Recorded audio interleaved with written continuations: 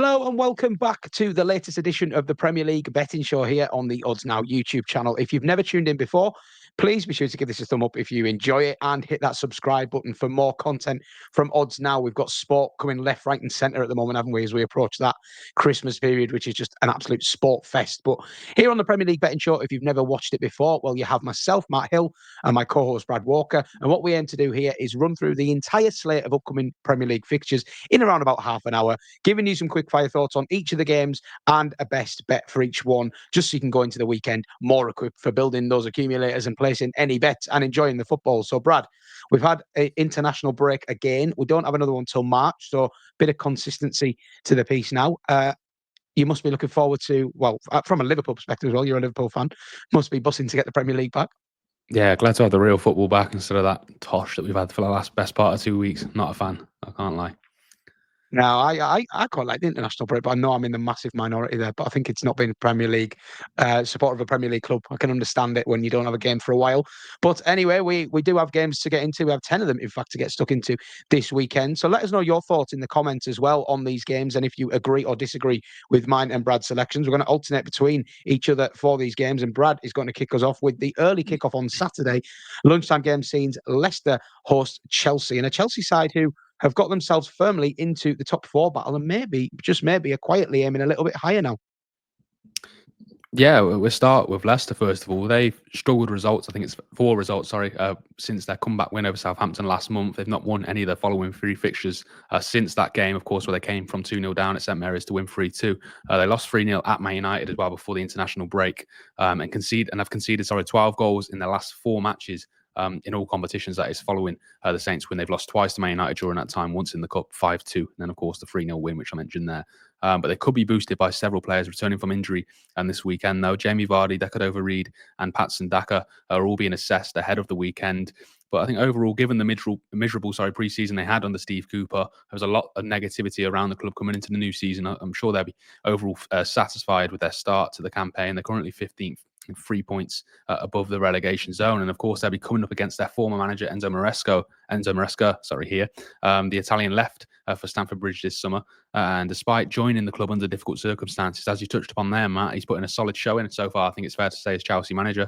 They're currently third, 4 points behind second place Man City. And they could have been in an even stronger position had they not drawn a couple of matches recently. I think 4 of their 11 matches in the league have all ended in draws so far, and 3 of those have came in their last 5, including the 1-1 home draw versus Arsenal last time out, where of course they battled back after falling behind to find an equaliser through Pedro Neto in front of their own fans. The result means that they've still only lost to Liverpool and Manchester City so far in the Premier League, but decent accounts in those matches as well. And so it's not a surprise to see Chelsea come in firm odds-on favourites, just shy of 1-2 in this game here. But I think I might have found a way of boosting that price a little further. Scoring goals hasn't been a problem for either of these two so far in the Premier League. They've both scored in all but one of their Premier League matches so far. Leicester's scoring run ended with a 3-0 loss at Old Trafford last time out, as I touched upon a moment ago. And Chelsea have scored in every match since their 2-0 loss at home to Manchester City on the opening weekend. Both teams have also scored in 9 of Leicester's Premier League matches so far. So it's plenty. I think it's fair to say you can expect goals this weekend. Chelsea are also involved in 3 scoring matches. That 2-0 defeat to Manchester City on the opening weekend is the only time both teams haven't scored in their league outings so far. Chelsea, as we touched upon, are obviously the stronger of the 2 teams and should be back to win this one. But I do think Leicester will make them work for it, particularly given they're at home. They've scored in all of their matches at the King Power so far in the league. So Chelsea to win at both teams to score comes in 7-4 generally. I think it's a very, very fair price to kick off the weekend's action after the international break.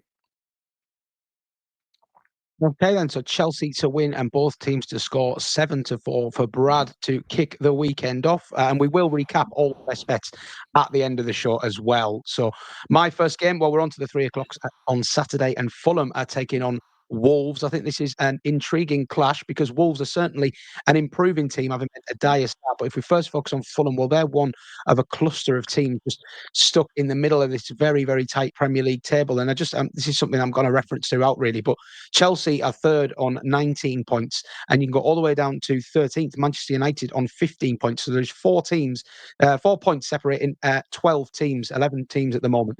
So it is ridiculously congested in that middle of the table. And I think over the next few weeks, there's an opportunity for all of those teams to kind of define where their season's going to go. And we're going to see a lot of movement around there.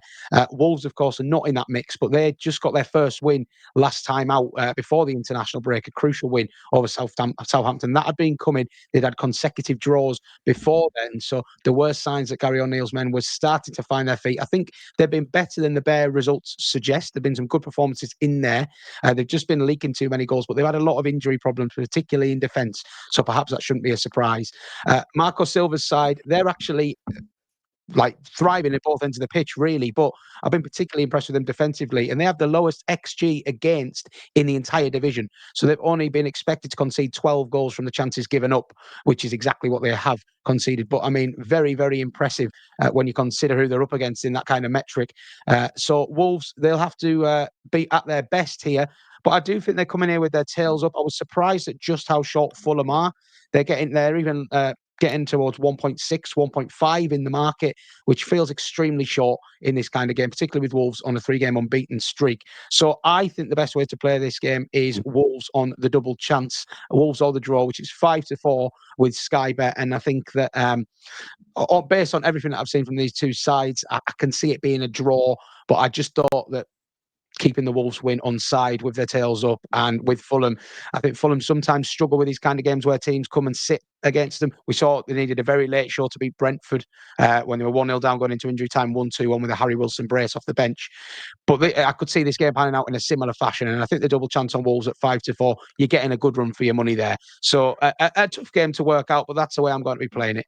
Back over to Brad for Everton, who are home to Brentford.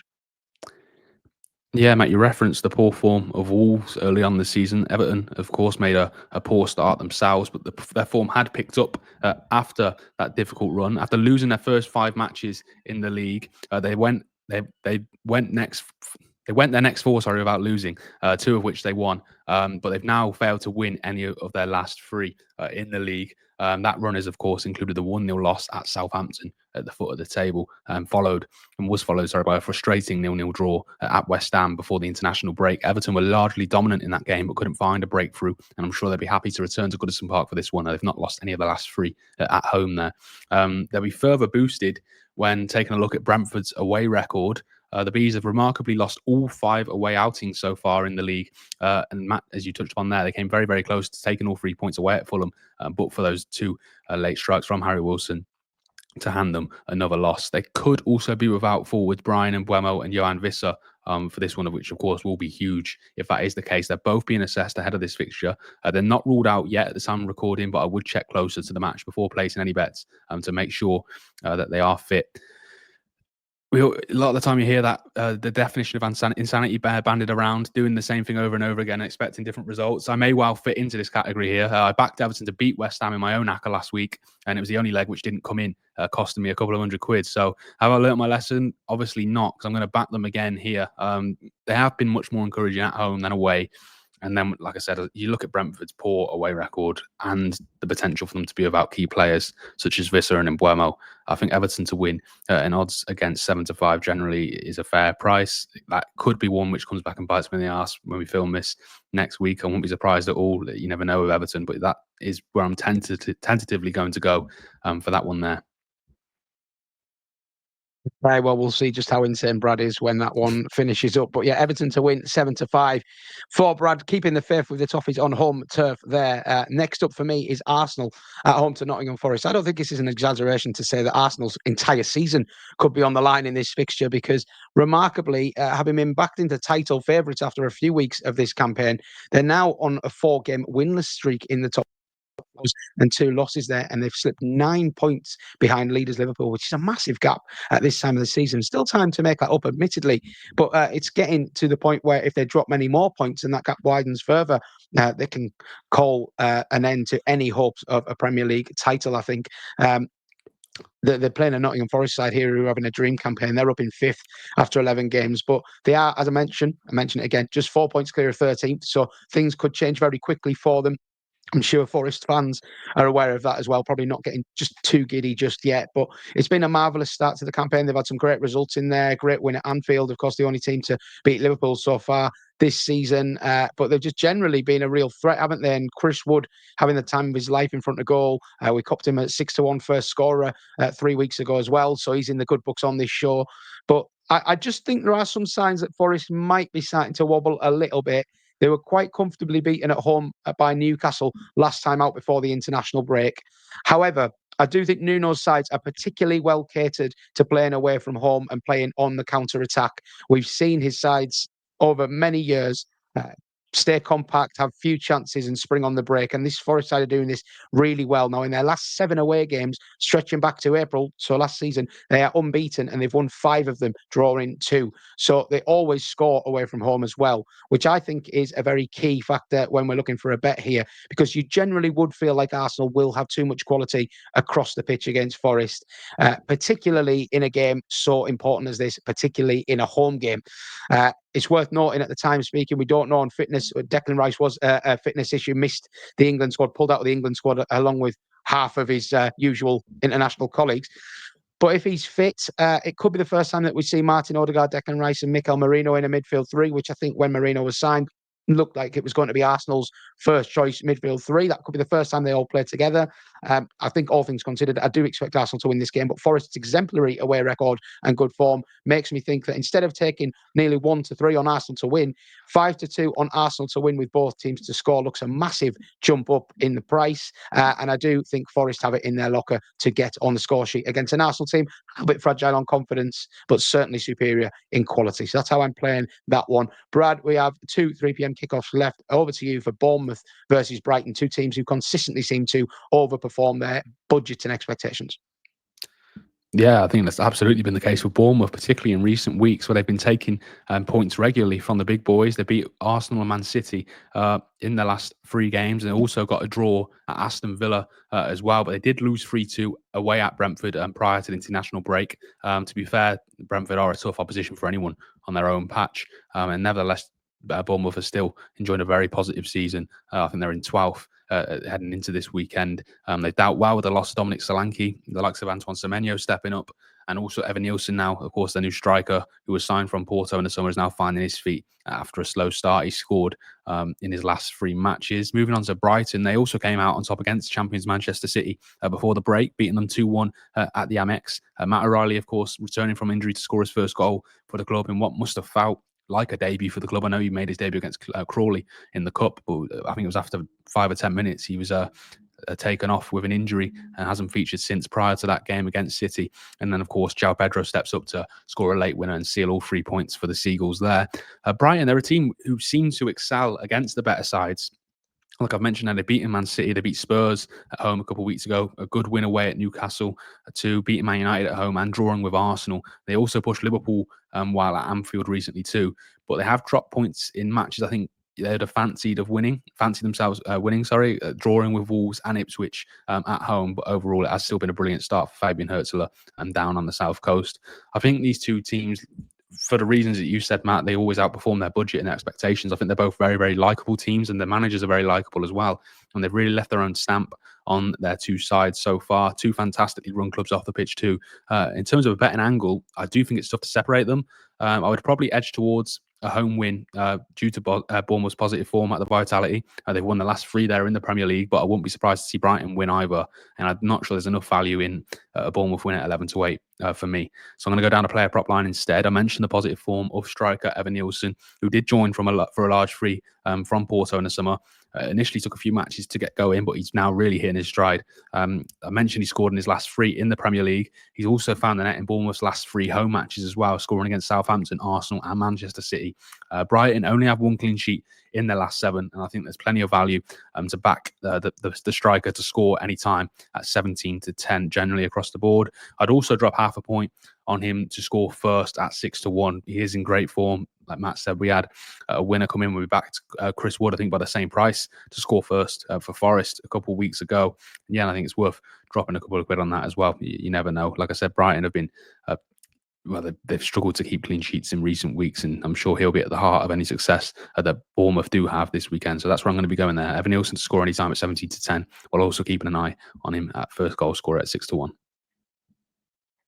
Yeah, I like it, like a goal scorer pick, particularly a man in form as Evan Nielsen certainly is. At last 3 o'clock of Saturday afternoon sees Aston Villa taking on Crystal Palace. And Villa, well, I don't think anybody would have foreseen this. 4 straight losses in all competitions for Unai Emery's side. Now, granted, they've had a tough run.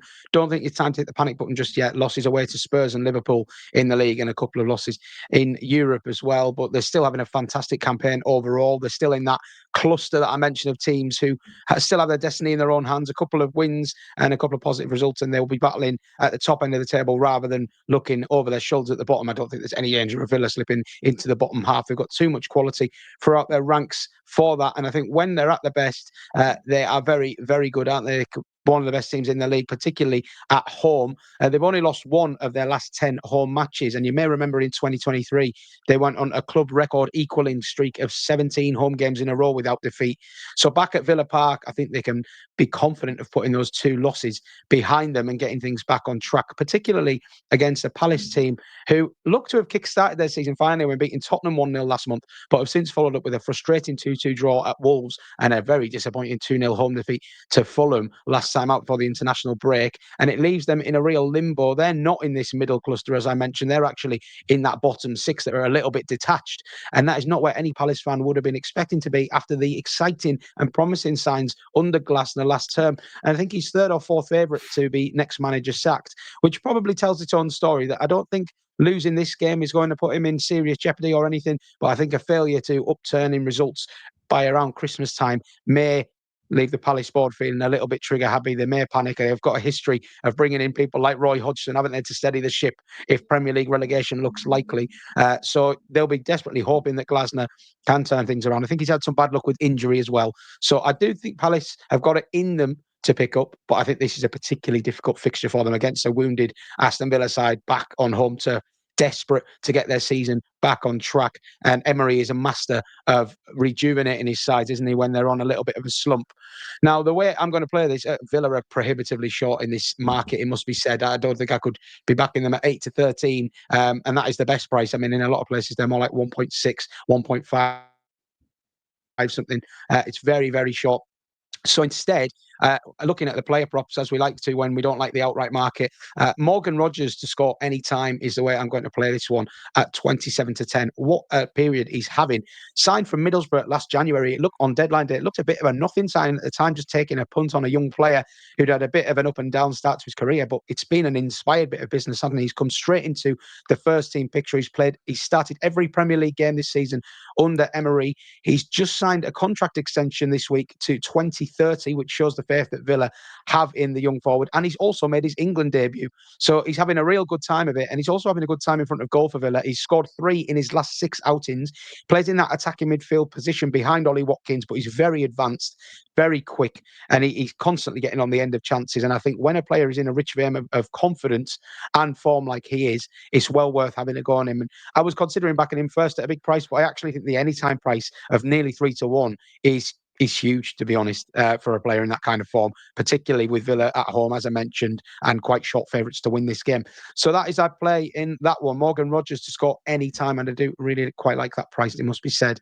Brad, move over to you for the 5:30. What a game this is, Man City versus Tottenham. And Tottenham, maybe going back a little bit now to the Harry Kane days, but traditionally a team that gave City all kinds of problems.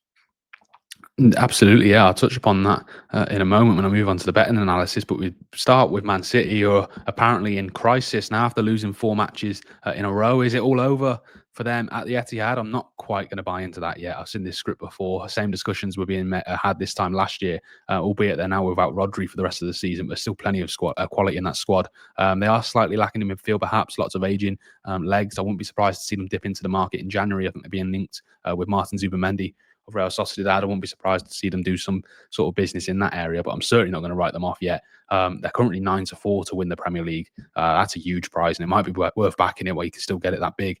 And of course, they'll also come into this game boosted by news of Pep Guardiola's contract extension.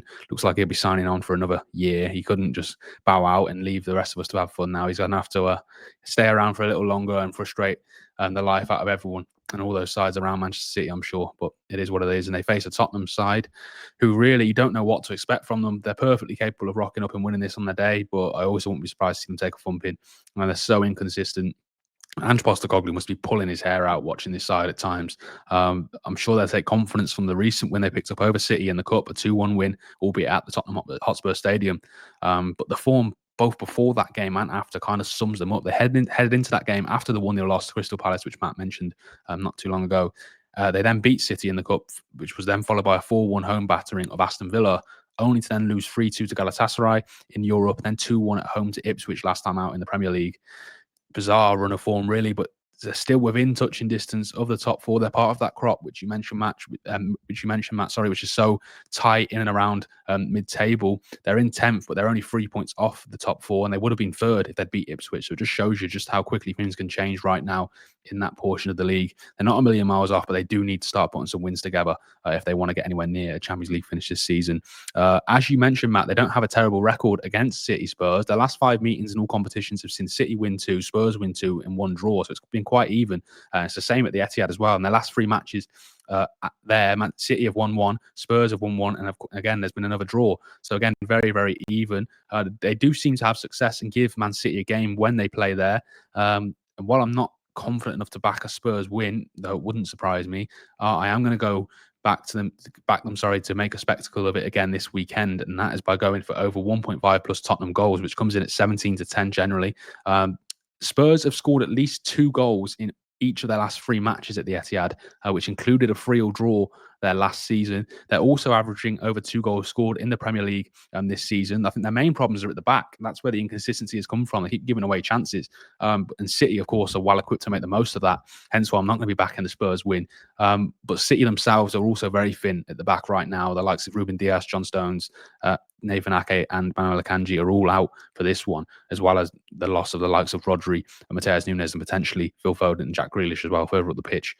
Kyle Walker, their long-time right-back, he's looked very, very poor lately. Simpson Pusi as well, the youngster, has been at centre-back. He played in that position against Brighton. He's a young kid, of course, still, but he looked a bit out of his depth in that game. So I think there's plenty of value in that price for me at 17-10 for Tottenham to score over 1.5 goals. It is a fixture, which screams goals from both sides, really. I think it'll be a very, very entertaining watch, and there's going to be big ramifications. If City drop points again here, then pressure's really on them to go to Anfield a week later and get something there. Otherwise, they could be really staring down the barrel. I don't want to jinx us too much, so that's as much as I'll say on that matter. But yeah, that's where I'll be going for that game, Matt. I'm really looking forward to this one, to be honest with you. I think it'll make a great watch. I can almost say you're willing that as you said it, but yeah, no, I'll let you off. It's it's dreamland for Liverpool.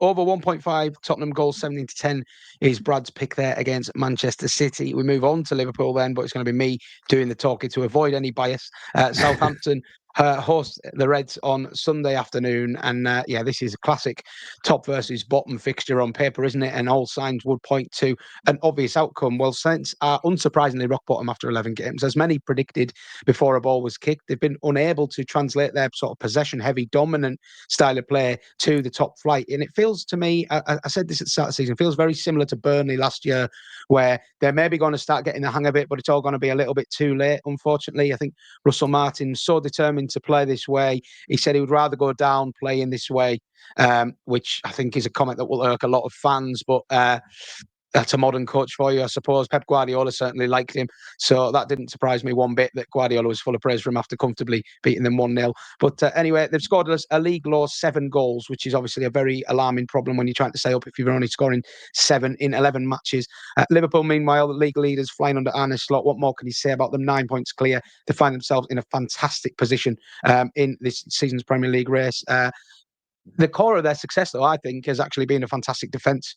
The 2-0 win against Villa pre-internationals was a 6th clean sheet in 11 Premier League outings, and they've only conceded 6 goals in total, which when you consider Southampton have only scored 7, it does look a little bit ominous for the goal-shy Saints. But I'm actually going to try and take advantage of going against the grain a little bit with this bet. Don't get me wrong, I think Liverpool are going to win this game against Southampton. I don't think Southampton will do it. But if you look at Southampton, despite all their struggles, as I referenced with Russell Martin, their possessions is still the 4th highest in the Premier League.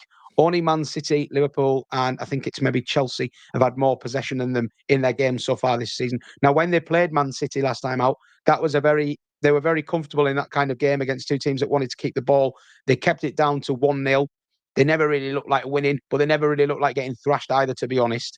And I think that they prefer playing those kind of games, technical, bitty games, rather than a team that's maybe going to get in among them, press them, get behind them, put it long, all that kind of stuff. So I don't see Saints getting absolutely thumped here. Another thing that I would add to this as well is I think Arne Slot is a lot more content to just see games out with an element of control than Jurgen Klopp ever was.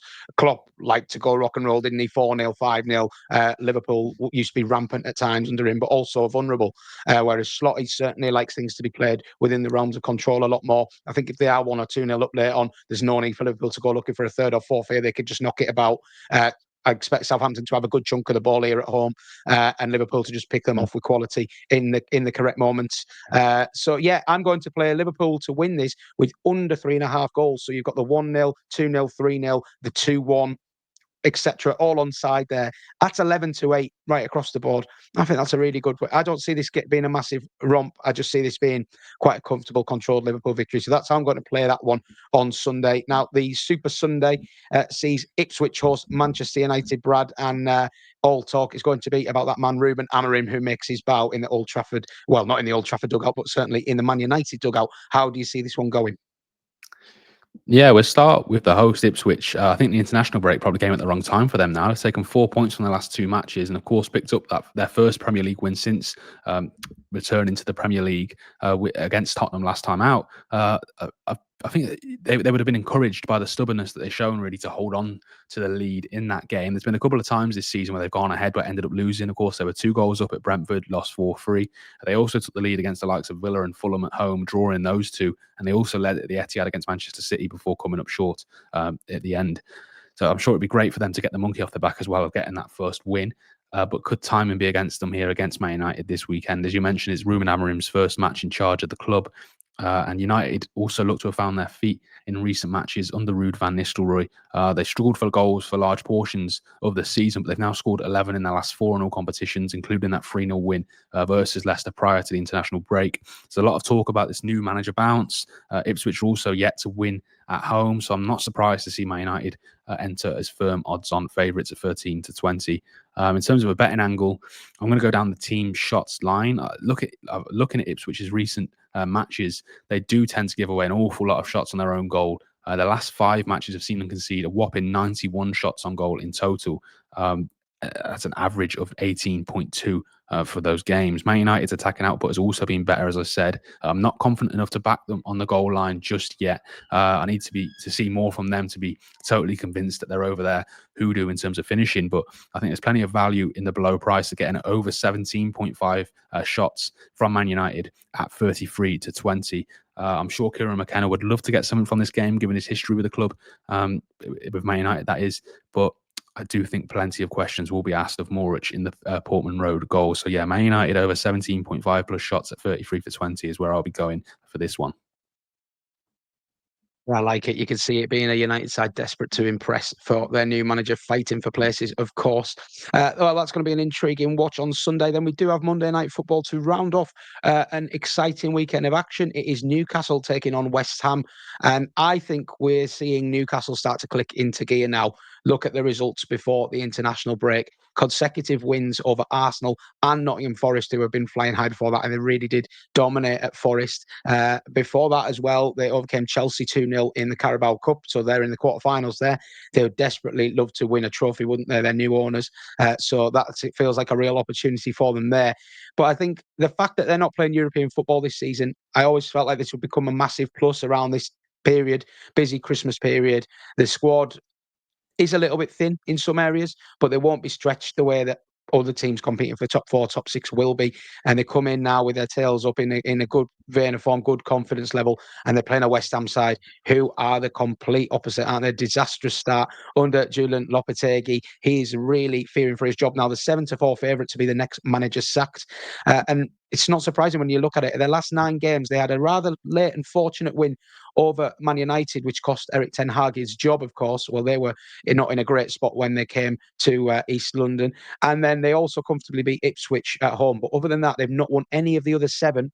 And there've been some heavy defeats in there too. 4-1 to London rivals Spurs, 0-3 at home to Chelsea, 0-3 at home to Forest. So really, really bad results. The home form continued to be disappointing with a 0-0 draw against Everton last time out, as you referenced, Brad, which has only increased pressure on the manager, I think. And I think this is a disastrous fixture for him to have next, up to St James's Park, Tyneside, where Newcastle are so often so good. And I think given the form that they come into before the international break, given the fact that Isak is now up and running with the goals, given how well Anthony Gordon, Joe Linton, etc. are all playing, and they have players like Harvey Barnes as well chipping in with strikes, I just don't think this bodes well at all for West Ham. So my best bet is actually Newcastle to make a quick start and just dominate. Newcastle half-time, Newcastle full-time is 13-10 right across the board. But as you'll see in the best bets graphic, I am also going to have half a point win on Newcastle 3-0 correct score, and Newcastle 4-0 correct score at 12-1 and 25-1 respectively. Sorry, West Ham fans, not what you want to hear. I know going into the weekend, but I do feel like just these are two teams in completely different headspaces. And there's never a good time to go to St James's Park, but this feels like a particularly bad one for West Ham. So that's my pick for the Monday evening games. Just before we round up, I'm going to get our best bets onto the screen there for you so you can see what's what. Starting with mine, Wolves or the draw double chance away at Fulham. I think they are improving, and I think the odds against has a real chance of landing. Arsenal to win, and both teams to score against a Nottingham Forest side who have been ultra competitive this season and have scored in their last 7 away games. Morgan Rogers, he's had the week of his life with his England call-up and new contract. He can keep the good vibes going by scoring any time at 27-10. Liverpool to get a controlled and measured win over Southampton with under 3.5 goals in the game, 11-8. And then, as I mentioned, Newcastle half-time, Newcastle full-time is 13-10 generally. And I'm going to have half a point each on a 3-0 and 4-0 correct score at 12s and 25s. Flicking over to Brad's best bets then. Chelsea to win with both teams to score at Leicester in the lunchtime kickoff 7-4. Leicester good for a goal generally. Everton to win against Brentford. Toffee's good at home. Brentford dire away, keeping it simple there. Evan Nielsen in Richmond for Bournemouth. Brad's going to have him anytime scorer and half a point on the first goal at 6-1 as well.